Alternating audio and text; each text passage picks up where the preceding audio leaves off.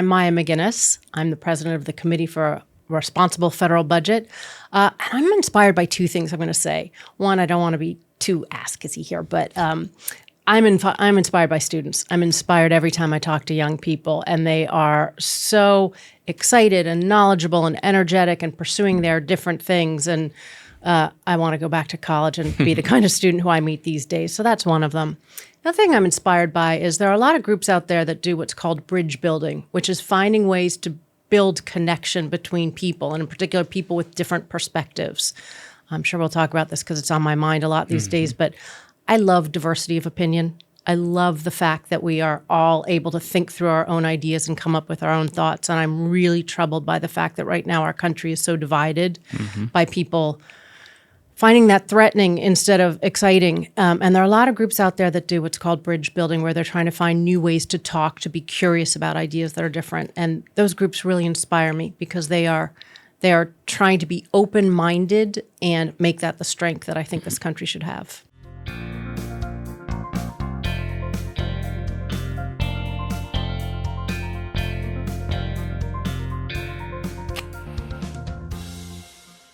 All right, and welcome to the Lantern Podcast, a show out of Good Cause Productions that is produced and promoted by students right here at the University of Wisconsin-Green Bay.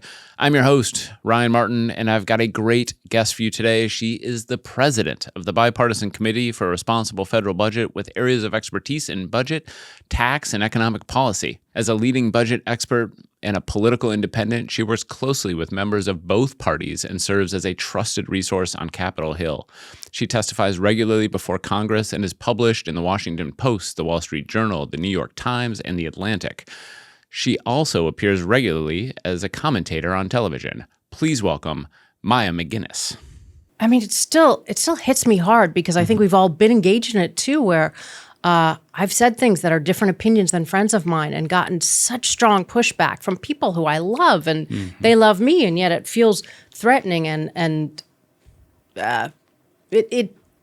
it's deeply troubling, the effect it has on relationships. And those are people who know and care about each other, let alone an entire country. And the thing that I've always thought was amazing about the age of students in particular, but again, this country is like the journey of figuring out what you believe, the ability to change your mind on things. There's lots of things I've changed my mind on over the years, and that's a much better exciting than just kind of the old confirmation bias of, see, I'm right, someone else is saying the same thing. So there's a lot of focus on this. I think the best thing that I've heard and the best exercise that I've seen is talk to someone with a different opinion. When they say something that you don't like and you feel that tightening in your chest, or like you're used to, wait, that means this about you, or clenching, ask them a question, and ask them a question and you really mean it. You're really curious about the answer, and keep asking. And it is such a different approach than interrupting, telling them why they're wrong, raising your voice. But really be curious about where the different opinions are. I just don't think many people show up in their lives trying to be terrible, trying to do awful things. Right. And there are a lot of reasons for why we're so divided, and some of them are external. The effect of social media and other algorithmic tools and geopolitical tensions, all of these things fuel into how divided we are. But the strength of this country comes from different opinions, crowdsourcing them, compromising on them. And I think if you can look at that as a strength and then truly be curious about different opinions, that's how we start to climb back. It's hard. It's really hard. Yeah, so you've used the word curious a bunch of times, and I love that. So I will tell you, and this is going to sound weird, curiosity is my second favorite emotion to talk about and think about. So I'm an anger researcher much of the time. You're an anger researcher? Yeah. Ooh, that's fascinating. Oh, well, thank you. Yeah. So, but I'm really, really curious about curiosity and about thinking of it as an emotion in the ways that it does exactly what you're describing, which is minimize bias. and minimize negative assumptions we make. Because when you're curious, your Yeah. goal is to better understand another person's perspective rather than to jump to conclusions about it. And it seems like well, now that I know I'm talking to the expert, you can correct me on all these things, but it seems like there's so many things that have become a litmus test, and it's like one word. My total professional focus is on fiscal responsibility, and some of the younger people in the office just said, "Oh, that signals," I forget what word they used, but that signals right-leaning. And I said, "Really, fiscal conservative?" Because I'm a diehard political independent. I do not lean either way. I really see value in lots of different opinions, but they said, "Yeah, it signals that." And I was like, "God, there's so much signaling of words that isn't what's meant by it." So if you give somebody else the context for their words instead of understanding what it means to them, you've lost the whole true storyline. Right. Yes, we jump to those conclusions based on, on those signals and What you wear, words you say, things you talk about, instead of really understanding the underlying thoughts that drive it. So you mentioned the word journey as well, and I want to talk about your journey. So you have a very interesting job, but on the way over here, you were talking about what you were studying along the way. So tell me, when did you know that this is what you were passionate about? When did you know that this is something you wanted to dig into? Well, it was a light bulb moment, but it took a while to get there. Okay. So as we were just discussing before, and I went to college. I went to Northwestern. I grew up in Washington, D.C., which is a very political town, obviously, but in a not political family and not interested in politics. And I went to Northwestern because I wanted to see a different region of the country. And I went there to be a math major, or mathematical methods in the social sciences. And we're good at some things and we're not so good at some other things. And it turned out I hit my limit in math in about the second quarter. Okay. It was a lot of math. And so I switched pretty quickly, and I became a econ psych major, double major, because I wanted to learn about markets and I wanted to learn about people, and I figured out that would sort of cover everything, and that was great. My first job, I actually didn't think about. I was brought up so differently than I've brought my kids up, but I didn't even think about getting a job until the spring of senior year, and I thought, oh my gosh, what am I going to do? And so I was going to go to London to be a bartender. Or go to be a research assistant at the Brookings Institution. And one of those two. Yeah. Yeah. Same kinds of things. Yeah. Pick the second. It was a great choice. My first job was being paid to learn new things. I had a fantastic boss, probably spoiled me for the rest of my career. And I did lots of research on banking crisis, and income inequality, and S&Ls, and so many interesting things. And I just couldn't believe I was still learning and getting paid to do so. And I was a lot more mature than I was in college. So I was doing more work and learning even more. I decided then I wanted to take that research into the private sector. And so I got a job on Wall Street, which was super easy to do as opposed to today where you have to have the right internships lined up by the time you're 7 years old. And it was so much easier. I wouldn't have gotten into these colleges. I wouldn't have gotten these jobs, I'm sure. If I were trying to do it now, but I kind of stumbled into it. And I think every job tells you what you want to do and what you're not as great at. And I really liked the research, but I really wasn't driven by the same things other folks on Wall Street were. I realized it just like the markets themselves are really interesting to me, but the whole environment is hyper competitive. I wasn't sure the value add, and I became a little bit more focused on policies and kinds of things that I thought would improve systems in the world. And then the light bulb moment, I read a report from something called the Congressional Budget Office. And I read this for my job. And this talked a little bit about budget deficits, which is how much we borrow every year, the federal government, to cover the bills that it hasn't raised enough money for. And I couldn't put it down. I mean, it's a joke that everybody's like, oh, you read a good CBO report if you can't sleep at night. It was like a page turner. It was so interesting. And the more I dug into it, I ended up writing kind of a book on deficits for dummies that didn't get published because at the end they balanced the budget right when it was about to get published. But it was fascinating. It was fascinating to me because I'd always thought the government always did the right thing. They went about it the wrong way. There's a lot of fighting, a lot of partisanship, but in the end, they always do the right thing. But the more I learned about our government borrowing, the more I thought, well, wait, this isn't the right thing. We're not doing this for the right reasons. Sometimes it's the right thing to borrow, but often it's not. And it struck me as a system that was wrong, that you were allowed to borrow more for the good of older generations and leave the bill to younger generations. And it seemed really unfair. And that kind of shifted my entire career path. And so then somebody who was obsessed with bipartisanship and budget deficits was born out of that one report. Take me through it. Like, use this time to explain to me and to others why deficits are bad, or where the concerns are. I mean, it is a really difficult issue to connect to people's lives, because you go home and you think, healthcare bills are too bad. How am I going to get a job? You know, there's job insecurity. How am I going to save for retirement or buying a car, or how housing is so unaffordable? All of these things are kitchen table issues. And so the budget deficit, like, how does that affect me? And it's really difficult because the solution is not anything that anybody likes. Just to get to the bottom line, the only way we're going to fix this really dangerous situation with the country is we are going to raise taxes and we are going to cut government spending. Those are two things politicians will not tell you. They don't like to do, and we as voters and taxpayers don't like to engage in. That's not a fun solution. Oftentimes doing the right thing is not the easy thing.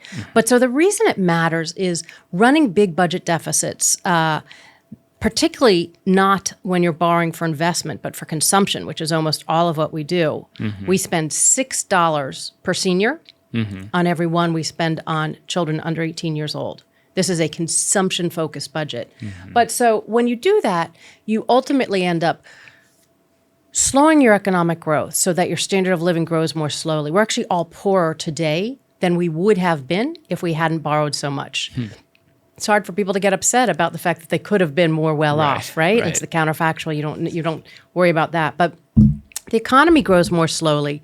It has major effects on the economy overall. It pushes up interest rates. Part of the reason right now it's so difficult to borrow, whether for a credit card or for an auto loan or buying a house, is that our borrowing for these deficits, about $2 trillion a year, means that it pushes up interest rates, because the way the government finances deficits is it sells treasuries. People who buy them insist on higher amounts, higher interest rates if they're buying more treasuries. That makes everything more expensive for normal consumers who are buying anything. So it harms the economy, but it also means we're less prepared to respond to the next emergency. There are plenty of times it's really a good idea to borrow. COVID, it was very important that the government was able to borrow. And we were able to do so in a way that didn't harm the economy. It didn't push interest rates up further. But if you've borrowed already during good times, which we have, we borrow during emergencies, that makes sense. We borrow when things are strong and economic growth is strong. That makes no sense unless you think younger generations should pay for our bills. Right. That means we might be less prepared when there is an emergency, the next COVID, the next recession, the next problem that comes along. And then just quickly, because the list goes long, but it's now become a threat for national security. We are clearly in a geopolitical competition with China. China has $800 billion of our treasuries, which they could sell at any moment, which would completely throw our economy into a tailspin. We need to borrow more for them if we have to increase our national security spending, say on cybersecurity. There was just yet another big hack they discovered today. The level of cyber attacks is huge. We need to have more security there. If you want that money, you would have to borrow from China if we didn't raise taxes, which is what ideally we would do. But we're very vulnerable for that reason. But I think the biggest issue is the intergenerational unfairness. We are leaving a group of young people who already have many challenges in a very fast-paced changing world with a bill of $28 trillion. And who knows how much that is, right? That's just an obscene amount of money. But the interest on that every year costs every family on average $7,000 a year. Wow. It is the single largest item in our federal budget that's squeezing out all the other things we could do, whether it's helping with education, investing in climate, investing in national security, whatever one's preference is. You can't do it if you're paying interest on the debt, and that's the second largest and fastest growing item in our budget. Oh, wow. Okay. Oh, wow. So you're sounding excited. Yeah. Yes. The more you read about it, the more... I will tell you this. Anybody who gets to know the issue, like if you look at the numbers, you're just like, oh, there's no way that this is okay. It's not a question of like, maybe some people think it matters, other people don't think it does. If you learn about it, anybody who really digs into it, it's a real danger to our country, our country's economy, our country's national security, the well-being of younger generations. And also, it could send us into a fiscal crisis, and that's looking more and more possible right now. And that would be when the government can't borrow what it needs to, so interest rates go up very quickly, and that means that you then are in a tailspin, whereas interest rates go up, you have to borrow even more to pay for your federal budget, and that pushes interest rates up even more. And so today's rates, which seem kind of high to some people, could go up really high, really fast. Okay. So help me explain this to the people of northeastern Wisconsin. So let me start by saying, Green Bay and northeastern Wisconsin, a lot of manufacturing. That's what much of our history is rooted in. Healthcare is a pretty big healthcare industry here in Green Bay, just 4 major hospitals, and then a lot of small businesses, family-owned, a lot of entrepreneurs, that sort of thing. So as we think about how to kind of best explain the impact of what you're describing in those types of industries or in a place like this, what are some things that we should be telling people? Yeah, and the problem is we're very used to like everything's good news. I'm going to promise you this. I'm going to promise you this. I am sadly not the bearer of good news, and the reason is because we have a bunch of politicians who want to be, and I get it. But if you are trying to provide good news by promising everybody the sun and the moon, suddenly things are going to get bad, and that's where we're headed. We're headed towards things being incredibly difficult, and our country could lose both its economic and its geopolitical superpower situation. No country has ever remained a superpower when it was this indebted. No country has ever been able to stay as strong once they're paying more in interest payments than national defense as we are. So what I will say, and I don't relish this job, sometimes people will say, wait, so you want to hike taxes and slash spending? And it's like, no, I don't want to do that. This is really going to be hard. But we have been borrowing too much for not years, but decades, and we're in trouble. We are in real trouble. And so what I would say is we're going to have to do some hard things, and they're going to put us on a better path. And if we don't, things will get out of control, and the country's economic health will deteriorate very, very severely over the coming years. Going to hit the highest level of debt as a share of GDP this country has ever had in 3 years. Oh, wow. We are going to beat the record that was set right after World War II, after having fought a world war. And this is in a period of peace. So it is really bad where we are. So we're going to have to do hard things. And healthcare is going to have to we're going to have to squeeze savings out of healthcare. Manufacturing is a little different. That's a big question, sort of in the macro economy. Are we going to bring manufacturing back or not? But I think, honestly, beware false promises about the fact that manufacturing is going to become automated and it is going to be robotic driven. And look at where China is in manufacturing, where they have lights out. Like this, they are ahead of where we are. In order to compete, we are going to have to move to that. And it's not a story I like. Yeah. I wish it didn't feel inevitable, but it is. I will say for small businesses, the best thing that we could do is help the fiscal situation keep borrowing costs down. Otherwise, they're going to be the first that gets squeezed out when rates go up. So there's maybe the best side of this story is the upside in the economy for people who need access to capital at manageable rates.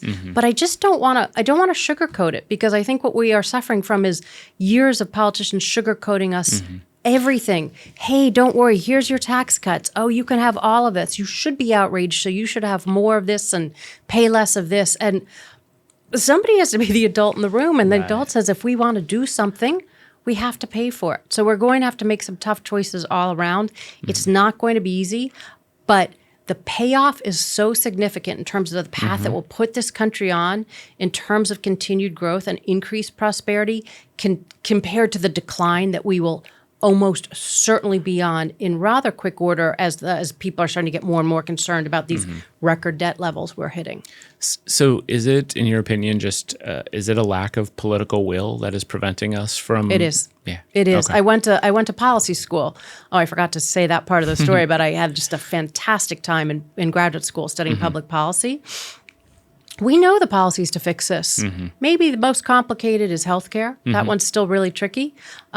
It's not a policy challenge. It is a values challenge in that it's really hard when we all have different preferences about you might want to spend more money on seniors, and I might want to spend more money on kids, and other people might want to cut taxes more, and other people might be defense hawks, whatever. Like, all those things are legitimate, real, and that's what budgeting is. Let's figure this out. Let's find some trade-offs. Let's compromise some.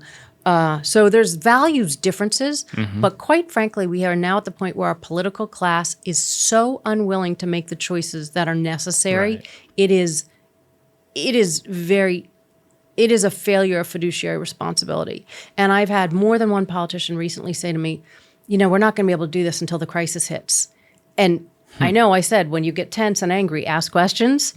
But I get tense and angry when a politician says that. And I think, this is your job. Avert the crisis. Right. You cannot wait for the crisis. Your job, when we know the fix, it's really hard. We're going to have to fix Social Security. We're going to have to fix Medicare. We're going to have to find savings in defense and climate and environment. We're going to have to raise taxes. These things are hard. But we better start talking about the truth of those things that we have to do. And when a politician whose job it is to stand between us and a crisis says, I'm waiting for the crisis, That's a I problem. have a hard time asking questions and being curious. Yeah, I bet. So, all right. So, But I'll try because I did preach it, and I will. No, it's important. Why, and what they would say in their defense is, if I make the choices you're talking about, Maya, I will lose my seat. And that's a fair point, because I would rather have the people who understand this issue and know what we need to do in there than the people who don't even understand, and then try to figure out with them. And I think the answer is bipartisanship. They're never going to do it one party or the other, because this is all about political gain. Right. Everybody now thinks each election is existential. Right. And it may or may not be. But we're not going to fix the hard things. And the fiscal situation is only one of many that is facing us. We're not going to fix those things when they have hard choices that are the solutions, unless they work together and give each other political cover. So I think that's a big part of the fix. Yeah. So we end every episode with 3 questions. Okay. Question number 1. Are you ready? Who do you hope you're inspiring? Well, I spent a lot of time trying to inspire my kids, and they got pretty bored of this topic. They got pretty bored at a young age. Yeah. So then I tried to inspire their friends. Also, they were like, kind That of didn't friends work that either? get away Yeah. from mom. Okay.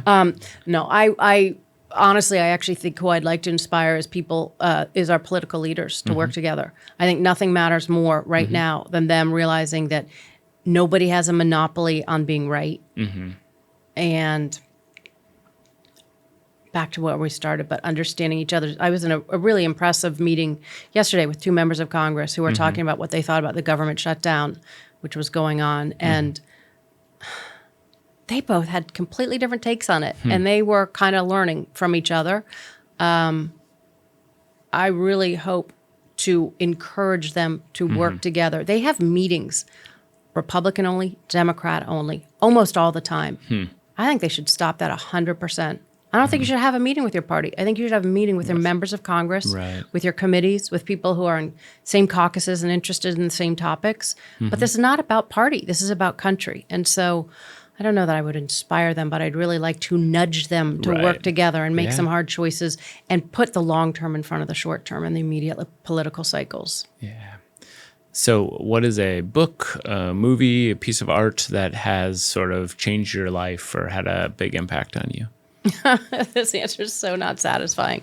Is it? I loved all these books about markets. I loved Okay. all the books about barbarians at the gate and liars Okay. poker and finance books. And Andrew Ross Sorkin's just come out about the crash, the great stock market crash of the 20s. And I can't wait to read that. I like the books that are about news, but really dig into the people of them. I like the biographies of the past presidents, of the Janet Yellens, the Paul Volckers. I like to know all the policymakers and the stories that humanize them. Okay. So there's a long list of those I kinds of books. thought you were going to say that congressional budget document that you Well, read. So I mean, that's like, it's close to religion as you can get in budget All right. world. Got it. Right. All right. Last one. What's a piece of advice you would have for people who are young people, especially who are trying to find their way? Yeah, I'm so worried that young people feel like they have to have the answers way too quickly. Like you have to know your major early on. You have to know what you're going to do professionally. I spent years not knowing what I was going to do. I forgot to say, like after Wall Street, I went and lived in China for 4 months, and I actually made a mini series there. Wow. A 10-hour miniseries is the greatest adventure you could imagine. I was a licensed private investigator for my summers in college, like all these different paths. But the journey of figuring out what you don't want to do is just as useful as what you Yeah. do want to do. You don't want to do the same thing at every point in your life just because I found a job that I was obsessed with and have done for quite some time. That's not how it works for a lot of people. And my job has stayed interesting to me because it keeps changing. Like, Right. used to be I just did spreadsheets all day. It was a tiny group. I did all the policy work, and then it grew, and I learned about management, and then I learned about entrepreneurship in terms of building new segments of it. Like, it keeps changing, getting interesting. Don't feel like you have to have it figured out at all.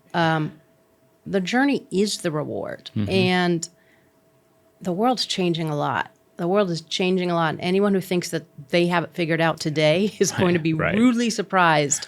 And develop the skills. The skills, I think, are critical reasoning, empathetic listening and understanding, communication, like interpersonal communication. I've always told my kids they could skip every class they wanted, even in middle school, if they would just take debate. Did they take debate? They did not. But they now Right. acknowledge they should have. Yeah. Like, debate is such a useful thing because you have to argue not only your point of view, but the opposing point of view. Be a good learner, be a good thinker, be an entrepreneur these days because a lot of things are going to change. And find what's interesting, because the greatest thing in the world is when you look forward to your job, which I do. I didn't with all my jobs, but I found one where I do, and that's what makes Sunday night and Monday morning totally exciting. And I wish that for everybody when they're finding their way in the working world. You are absolutely speaking my language right now. I'm just going to share that Yeah. last clip over and over and over again with our students, with our faculty. Well, That but was we perfect. give them all the opposite Yeah. messages, not you, but Yeah, no. so many of us parents and others do, like, oh, what is your summer internship? What are Yep. you majoring in? How'd you do on that? And then we say, oh, relax. Right. It's like, Yep. Yeah. so. This has been absolutely fantastic. Tell me, where can people find out more about you and more about Yeah. your work and all of that? So the Committee for Responsible Federal Budget, CRFB, the world's worst acronym, CRFBA. CRFBA. I didn't name perfect. the group. I inherited it. Okay. But the Committee for Responsible Federal Budget, it's wonky. It's for people who are really interested. Like, all our policy work tries to take what's going on in the budget and not dumb it down at all. Just make sure it's not through a political lens. So if someone doesn't care about the budget at all, they might not find it interesting. I hope they will. But if someone needs a place they can trust that we don't have a political agenda, which I think is really important, we look at things through as the only bias we have is we worry about the fiscal situation. That's fantastic. Lots of ways to fix it, lots of ways to get there. Hope we will, but we try to share the facts and just guide us in the right direction. And we also have another project there called Fix Us, which is trying to encourage people to figure out some of this bridge building stuff. That is fantastic. Thank you so much for being here. Thanks for having me. Yeah. All right. I am here with Camilla Doherty. Camilla, how are you? I'm doing great, Ryan. Well, good. I'm glad to have you here. So Camilla runs social media for the College of Arts, Humanities, and Social Sciences and for Good Cause Productions, the producer of this show. So first of all, tell people about yourself. Where are you in school? What are you studying? All that stuff. I'm double majoring in English with an emphasis in creative writing and then writing and applied arts. Excellent. So I have two questions for you. One is, what's next now? I mean, or what's happening now Right. that you have graduated? So that's the first question. I'm thinking of grad school, so Okay. I've been looking at places to apply. The goal is to get that done, and I want to start teaching, be a professor, teach English, and then eventually a PhD. Pretty ambitious right now, so Yeah. we'll see what happens. Love it. You will be great at all of those things. So I'm excited about that. So I also want you to tell people what attracted you to this position, and how has it been for you? Well, I was recommended by Dr. Young, Awesome. and I've taken a lot of her classes, and I've had some experience with social media in other jobs on campus that I've had, but I kind of went in not knowing a lot. But over the year, I've learned a lot of social media expertise that I think is pretty valuable, especially for like the workforce now. I love this office. It's so great. Oh, good. It's much more than a social media position. I've got to build a lot of relationships with like faculty and staff. And I'm really glad to hear that. So tell people, where can they find your work for the college and for Good Cause? you can find it on our socials at UWGB Cause, UWGB CAHSS. Excellent. Yes. And then also people can follow along at Anger Professor. That's my handle, and where people can find stuff about the show and other related content. So, Camilla, you do fantastic work. I love the social media stuff. I love thinking back to when we did things like went down to the farmer's market and walked through. You put that together so nicely, and so just lots of great stuff. Thank you. Thank you very much for all the work. So please do follow along, and also know that there are positions available like this with good cause, and so you can check that out too. So, Camilla, will you be so kind as to take us out? The Lantern is brought to you by Good Cause Productions at the University of Wisconsin-Green Bay. The executive producer is Ryan Martin, and the production manager is Rachel Sankey. The engineer for today's episode is also Rachel Sankey, with support from LiveX. And the music you love so much was arranged by our very own Michelle McQuaid-Dworst. Special thanks to our guest, Maya MacGuineas. And if you haven't already, please make sure to rate, review, and subscribe to us on your favorite podcast platform. Keep being amazing.